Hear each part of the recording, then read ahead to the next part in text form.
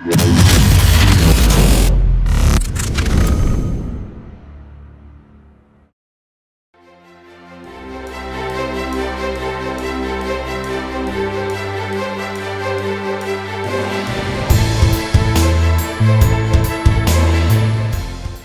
everyone, we're going to pivot, obviously, to our panel before. So I'd like our two other panelists to come up. And there's Kevin and Dan Wallach. Let me just make sure this is working. Can you hear me okay? Come on, Dan.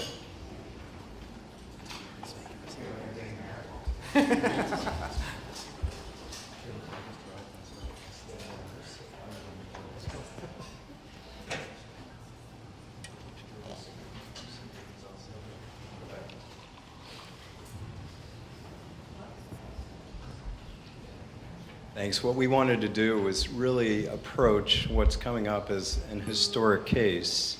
I think we all are here to find out, in so many words, in simplest basic form, what's going to happen, and what does that mean, and what could it mean if this happens, that happens, etc. For everyone, for operators, for gaming, for sports leagues, for players on down the line. So as everyone knows, down the street on December 4th, we'll have oral arguments in the Christie versus NCAA case about the New Jersey sports betting that has been wending its way through the courts. What we'll try to do right now is not get too legalese, but these guys are the experts. I'm just going to be traffic cop here and really talk about why we're here, how do we get here, and then what's next, and hopefully for you, how to respond to what's next, which is, I know, why you're here, and what everyone's trying to figure out, and the when, and the how, and the in what form. So I'll just start by saying, I guess the best question is, how do we get here? How do we come to a point where in 2 weeks, 2.5 weeks, 3 weeks, we're going to have oral arguments on this case in front of the United States Supreme Court? And I'll start with you, Dan. So how do we get here? In 2011, New Jersey needed a bunch of money. There were budget deficits. The state's casino industry and horse racing industry were trending in the wrong direction. And New Jersey being New Jersey, they've come up with some creative approaches to push the envelope in the arena of gambling. You know, they were the first to legislate in the area of online gambling. And back in 2011, there was a push to legalize sports gambling. It's been a 6+ year battle, and now they finally reached the doorstep, but it started with a referendum in which an overwhelming majority of New Jersey citizens voted to authorize the legislature to go forward with sports betting, and then that in turn led to a scorched earth, well, not scorched earth, but led to a contentious battle with the 4 major professional sports leagues through several iterations of litigation, the Christie 1 case, the Christie 2 case, and the first constitutional challenge was in 2012, 2013, and as the result of the decision by the Third Circuit U.S. Court of Appeals, there was some room for New Jersey to repeal its own state law prohibitions against sports betting and just decriminalize that activity insofar as it pertained to racetracks and casinos, and the league said, not so fast. That is still an authorization of sports betting under a different guise. So now we've reached the precipice of the Supreme Court oral argument. New Jersey has lost 8 of these decisions, both lower court cases, 2 Third Circuit opinions. They've lost en banc rehearing, and finally they persuaded 4 out of 9 justices that there was a 10th Amendment issue in play here. And the 10th Amendment issue, as described by New Jersey, is whether Congress and the federal government can interfere with state sovereignty in such a way as to prevent states from repealing their own internal state law prohibitions regulating the private conduct of their own citizens, which take place entirely within state borders. So that convoluted, complex question raises 10th Amendment federalism issues, which could have repercussions in areas going well beyond sports betting, gun control, immigration, sanctuary cities. It is the most important federalism case that the Supreme Court will have heard in many, many years. So this is less about sports betting and much more about the tension between federal sovereignty and state sovereignty. And I believe we're facing a serious material alteration of the status quo because the court took this case, granted cert, even though there was no split among the lower federal circuit courts of appeal. The vast majority of cases that the high court hears are refereeing and harmonizing splits among the lower circuit courts, not in existence here.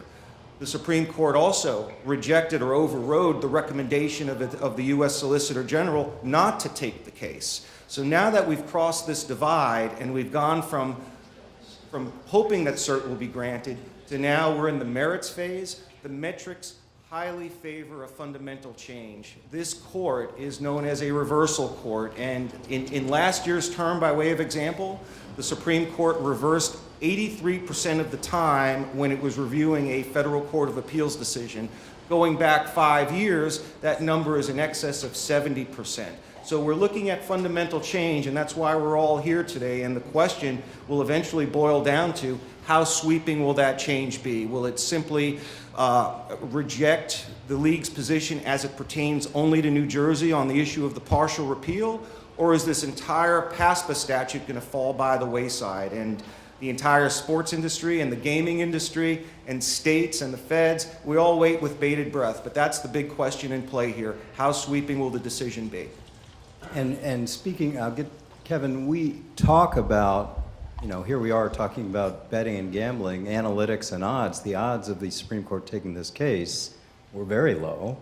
You have a number, speaking of odds, percentage? Less than 1%. The court only hears in the neighborhood of 30 to 40 cases per term and receives thousands of petitions for writ of certiorari. So you have a better chance of becoming general manager of the Green Bay Packers than New Jersey had of getting cert granted. It is infinitesimal. Well, you almost were general manager. I was there, yeah. So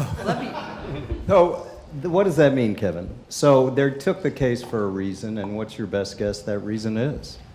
Well, I think they took the case to decide whether, who's going to have the leverage going forward and be sort of the authorizing force for expanding sports betting. I think it's an issue of will it be the sports organizations, the sports leagues, or the states. I'd like to back up to the original question of how do we got here and go back a little bit further. Sure. And try to get through this as quickly as I can. It started in 1951 when Congress, in the wake of point shaving scandals in New York City, passed the Revenue Act of 1951, which put a 10% excise tax on the handle, on the turnover of all sports betting, and made sports betting economically infeasible in the casinos in Nevada. So you had no sports books in Nevada in the 1950s and 1960s. Then in 1974, Howard Cannon from Nevada got that turnover tax to reduce to 2%. And two things happened almost immediately. The first one was Jimmy the Greek Snyder, who was an odds maker in Nevada, joined the NFL today with Brent Musburger and Phyllis George, and if you're old enough like I am and grew up with that, you remember Jimmy the Greek Snyder being on every Sunday morning. Well, that was a direct response to the tax rate being reduced. Jackie Gaughan started the first sports book in the Union Plaza Hotel in Nevada, and Delaware said, hey, this sports betting seems to be on the uptick, and they started a lottery product that was based on picking NFL games. Well, the NFL stepped in federal court in 1977 and said, hey, that's our property. You can't do that without getting a permit from us first. And they had a good litigation in Delaware, and the Delaware lottery won. And Judge Stapleton wrote a very well-reasoned decision that said there's no property right for the NFL in the betting. Things died down for about a decade or so, and then Oregon in 1989 essentially came and started a lottery product too.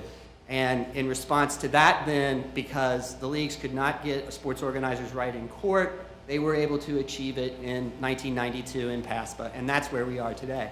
One of the things about PASPA that I think, and I'm sort of unique about this that has not received much attention, and I think is very important to the statute, is that PASPA, and I've done a lot of federal litigation involving private citizens enforcement under civil rights acts and environmental acts and antitrust acts.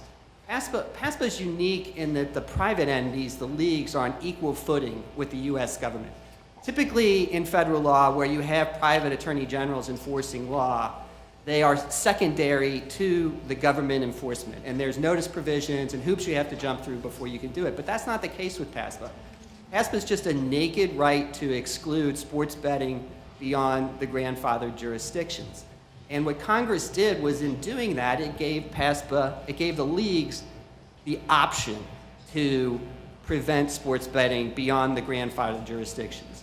Section 3703 says that the sports organizations may enforce PASPA. It doesn't say they shall, it doesn't say they have to, it doesn't say the federal government has to. It has absolutely no penalties that I, as a lawyer, would be very cognizant of representing a client, like civil penalties, criminal penalties, jail time and fines. It has none of that stuff.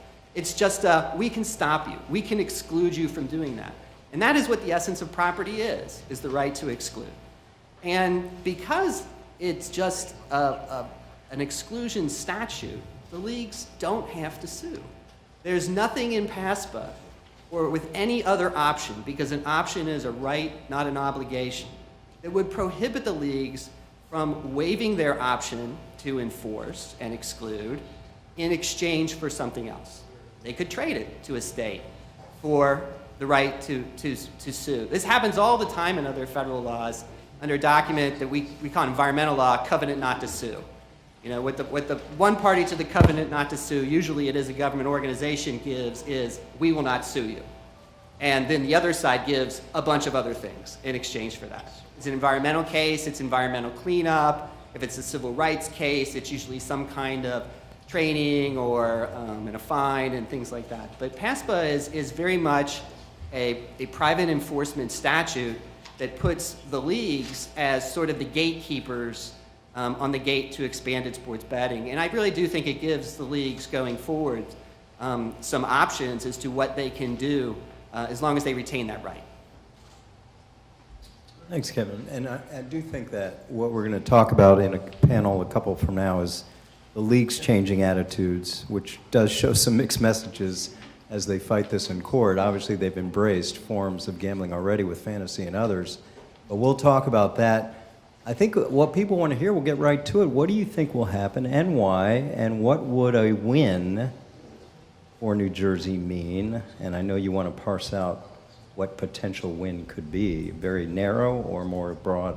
Yeah, Let you just go with that. Andrew, I think there are three distinct possibilities, you know, that the three pathways that the court could take. Number one, it could declare PASPA partially unconstitutional, which wouldn't open up the floodgates for sports betting nationwide, but it would hold the statute and its interpretation unconstitutional to the extent it prevents a state like New Jersey from repealing its sports betting prohibitions under state law. Now, under that kind of result, the pathway that would be available for other states would be politically unpalatable. Think about it. A state would decriminalize an activity that has been thought to fuel organized crime without having any oversight or regulatory enforcement. So a victory like that for New Jersey would be a best case scenario for the state of New Jersey, because it would likely stave off copycats from other states and leave New Jersey in a position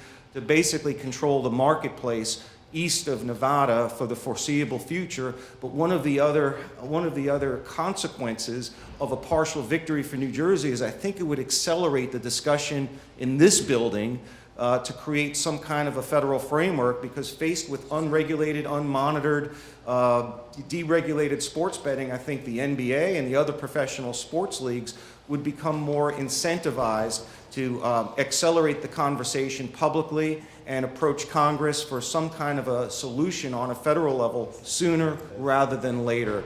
And I think that is probably the most likely outcome of the three scenarios I'm going to describe, because the question presented to the court wasn't whether PASPA is unconstitutional in its entirety, but whether the federal law preventing states from repealing their own prohibitions violates the 10th Amendment's anti-commandeering principle. So that's a very narrow, limited question, and that's how New Jersey presented its case to the Supreme Court, although yesterday, in its reply brief, New Jersey quickly pivoted, and Ted Olson, instead of framing the issue narrowly in favor of only a New Jersey-centric victory, now is taking on the entire statute and says the entire federal law should fall by the wayside.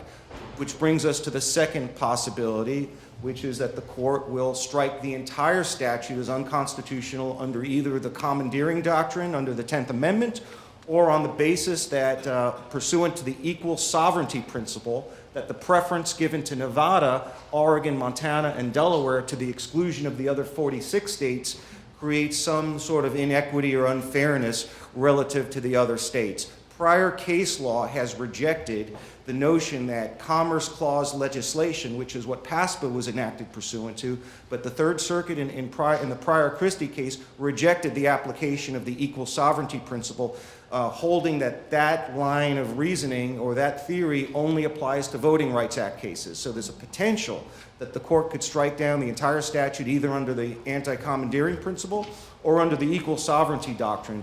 And I believe the reason the court took this case was to further refine how it approaches the principle of commandeering under the 10th Amendment. Under the pre-existing case law, there was this artificial distinction that the Supreme Court had elucidated, that in order for illegal commandeering to occur, the federal government had to require the states to affirmatively do something. In this case, the leagues are arguing that the federal law doesn't require the state to do anything at all. It simply prohibits the states from acting. And New Jersey has argued, and many commentators have suggested, that that artificial distinction should not be the dividing line for how to analyze the commandeering doctrine under the 10th Amendment. So it is quite possible that the court will further examine the contours of the commandeering doctrine through the Christie case. And of course, the third possibility would be that the court leaves the statute exactly as it finds it, rejects New Jersey's constitutional challenge on both scores, and we remain with PASPA on the books for the foreseeable future, which would result in a conversion over to a congressional lobbying effort. So the importance of this case is twofold. It will dictate the timing of when sports betting becomes legal on a national level, and moreover, it will likely decide which approach legislatively will have the upper hand. Because if PASPA is declared unconstitutional and there is no federal law in the way of states to legalize sports gambling, you're going to see a massive gold rush in 2018. And we already have as many as 15 to 18 states that have bills in play to legalize sports betting if and when the Supreme Court or Congress repeal PASPA. So a victory for New Jersey and a scuttling of the federal law will lead to a massive gold rush in 2018. If New Jersey only wins on its narrow ground of a partial repeal, or the leagues win out, totally, then we're unlikely to have sports gambling beyond Nevada and New Jersey for the foreseeable future unless and until Congress touches it.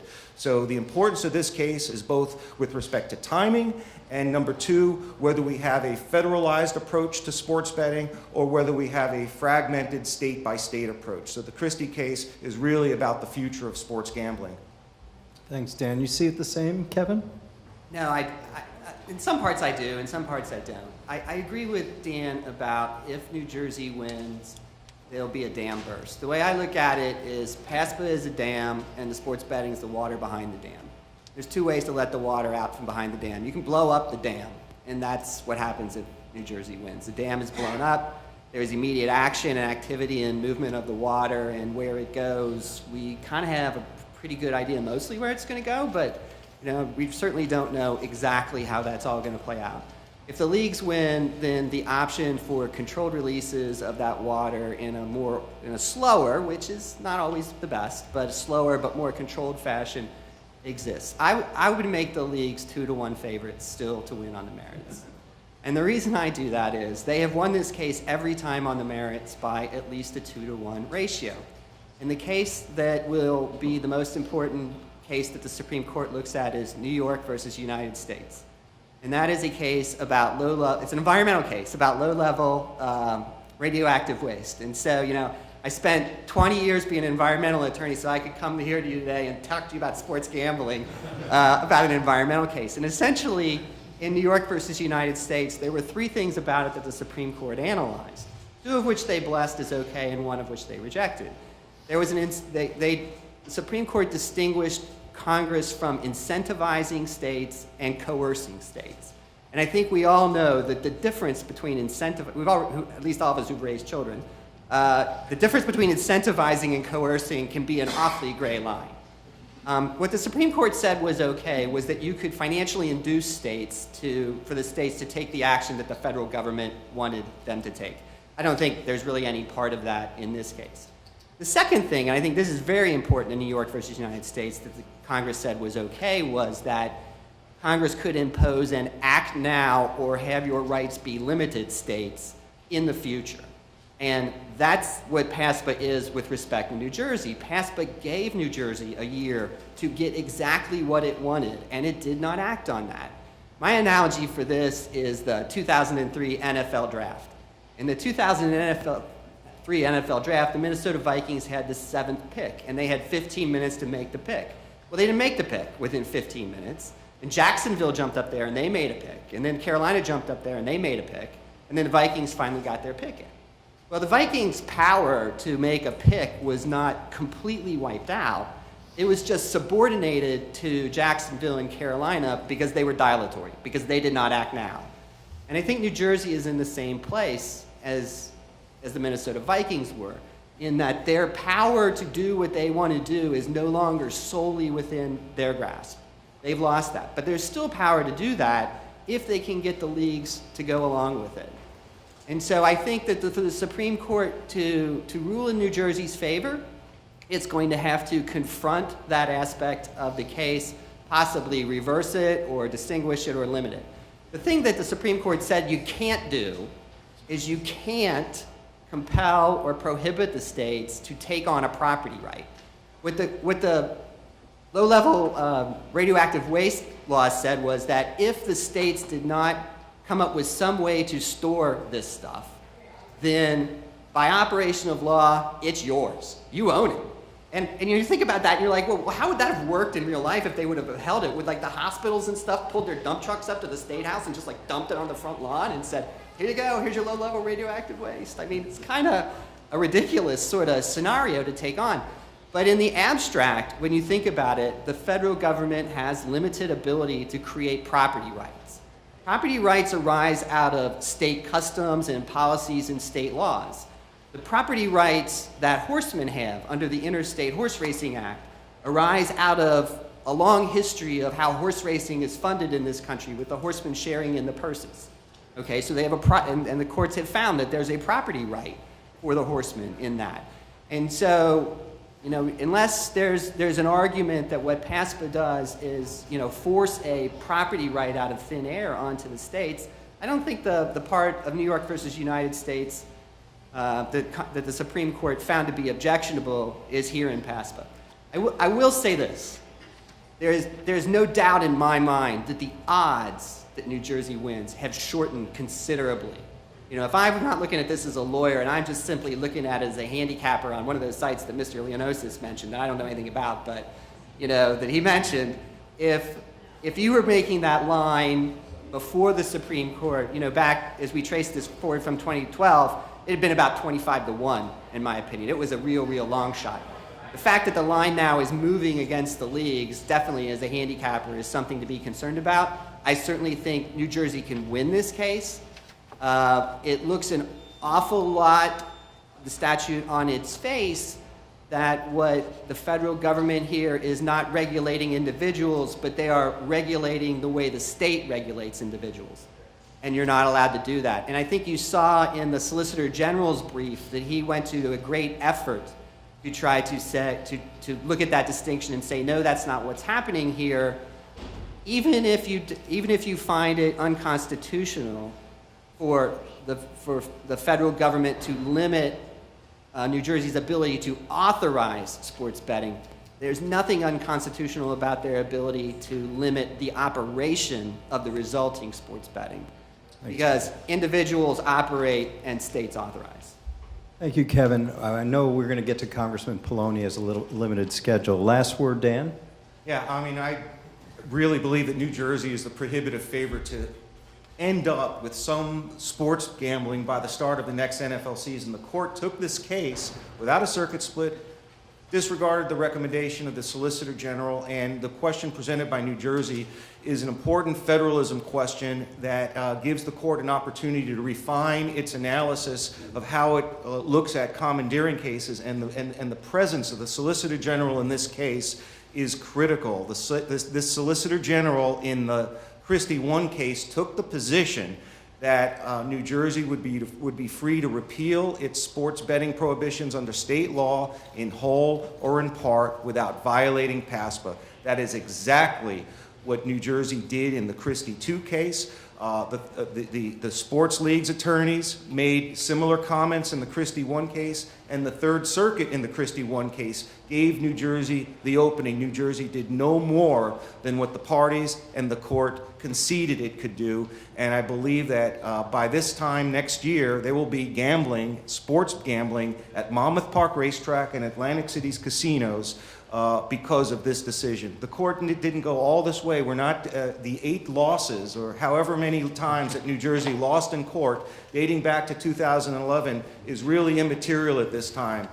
Ted Olson does not need to make the Hall of Fame or the All-Star game with the winning record. He just needs to win once. And this decision by the Supreme Court is the granddaddy of them all. So however the lower courts have ruled are not going to bind these 9 justices. And I believe at the end of the day, when this argument is considered, heard, and ruled upon, we are faced with a choice between either gambling limited to New Jersey or full-on sports gambling before the end of the calendar year 2018, and it's going to spread like wildfire. You're talking about potentially a $400 billion handle, and I believe that this has to be managed responsibly and reasonably, and I believe the goal to getting there, if protecting the integrity of sporting events is the vanguard and the watchword of the industry, I believe it is going to be critical to have online gambling and mobile betting be part of the landscape, because even if New Jersey were to get sports gambling and other states were to proceed, if we were to confine this